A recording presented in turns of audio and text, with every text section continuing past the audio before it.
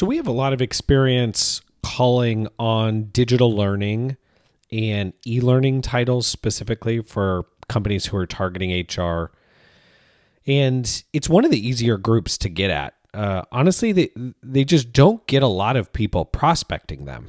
So typically you can get to these people in a couple different ways.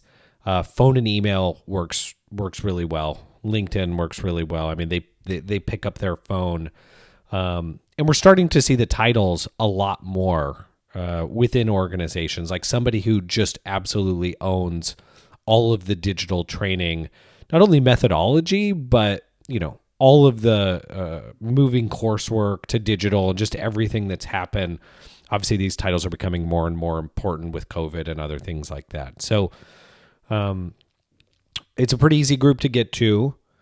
The tough part is the list building, because a lot of organizations just don't have the titles. But if they do have the titles, you can call them. A couple other places you can go if you're not finding these titles. You can always look for an LMS administrator.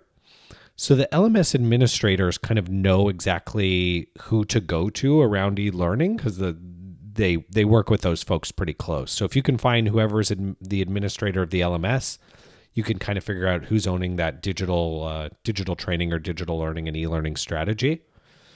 There are some pretty big differences between who owns budgets and who's really like what I would call more of like a doer in the group. So you do have to watch out a little bit. You could have someone who has a digital learning title, but they're really more of kind of an admin, and they're, changing courses and getting them uploaded and doing some of those things. They really don't own a lot of titles versus someone who really kind of owns the full strategy.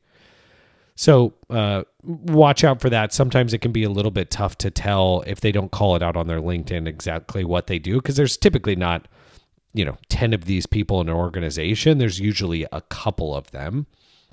So from a list building perspective, you can also look to see if inside of the organization they have instructional designers. That'll give you a good sense of like if they're creating all of this on their own, or if they're using a third party to kind of create some of their content, and that'll help give you a sense of kind of what their strategy is. But as far as groups go in HR, they're one of the easier ones to target. You can get them on the phone. Like I said, you can get to them via email, and depending on what exactly it is that you're selling, they're just not as hard as some of the other groups in HR. So hope this is helpful. Spend time on list building.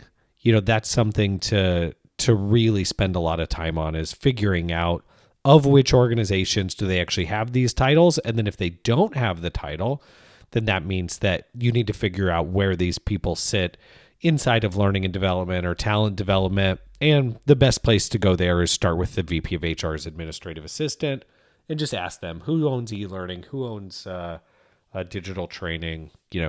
Depending on what you're selling, that person can probably get you to the right person. So hope this information is helpful. As always, you check out our blog. We have tons of information on the best ways to prospect into HR. We have a lot of information, obviously, in our data set around digital training and learning, and just these titles. You're starting to see a lot more of them, and these groups are starting to really grow within the learning groups at your corporate HR functions or corporate training functions. So if you have any questions, always feel free to reach out. Otherwise, I hope this information was helpful. Thanks.